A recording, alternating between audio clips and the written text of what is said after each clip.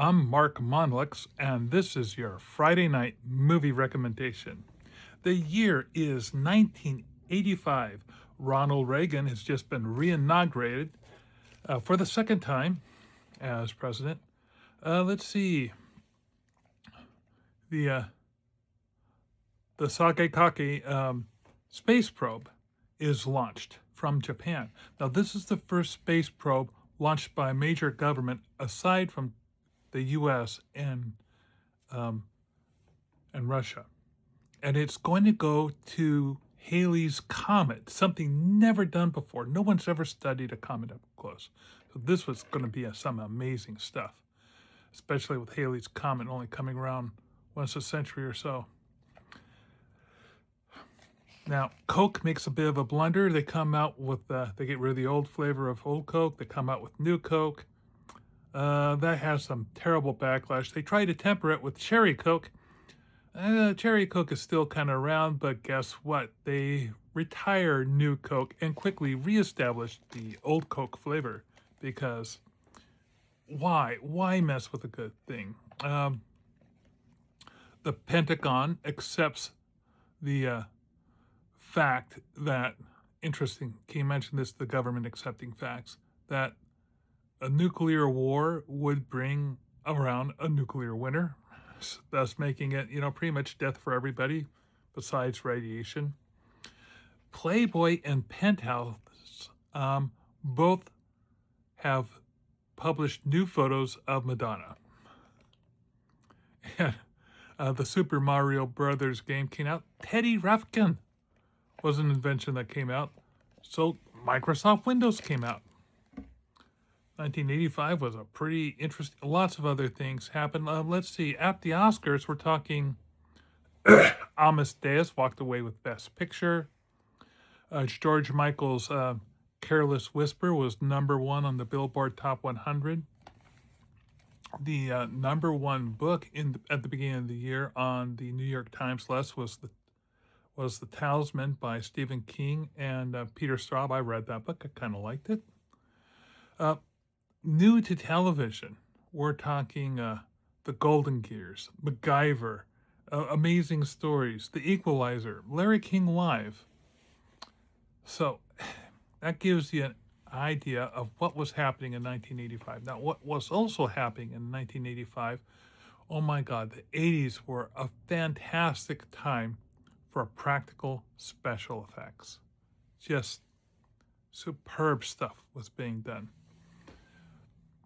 And I've already mentioned before, I was thinking of movies that came out in 1985, and my mind immediately went to Life Force. But guess what? Movie review number 45 was Life Force, so check that one out. No, the movie I'm going to review this time is called The Bride. Not The Bride ! Which came out in 2026 this year, which is a very good film. I highly recommend that you check it out. No, this is The Bride from 1985. It stars Jennifer Beals and Sting and Clancy James Brown III and David Rappaport. I loved this movie. I thought it was great to have a Frankenstein film where the focus was on the bride. There are so few movies where the focus of the movie is on the bride, and this really kind of dives in to what it's like to be her. And I thought it was a unique approach. I thought her not, she comes in as almost a complete blank, and then she gains a personality. So, and then first she's educated, and then she finds that people that she cared about and worshipped had ulterior motive. It's basically like watching someone grow up and realize nothing is really as it seems, and things can be very hard and different, and you have to make some really tough choices, sometimes very quickly. And I thought that was a wonderful thing for a science fiction film to do, is really go in and talk about or make a comment about life. So, and I also love the fact, Sting is a better actor than a lot of people give him credit for. If you haven't seen him in Brimstone and Treacle, oh my God, he does a fantastic job in that.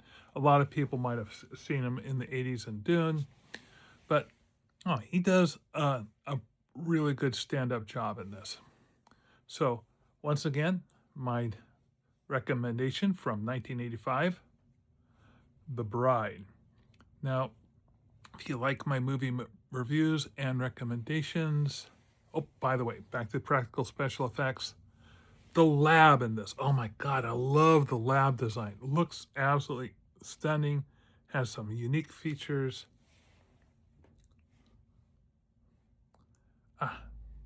Just superb. So, if you like these movie recommendations, if you like my videos, please like, follow, and share. I appreciate that. And I'll see you next time.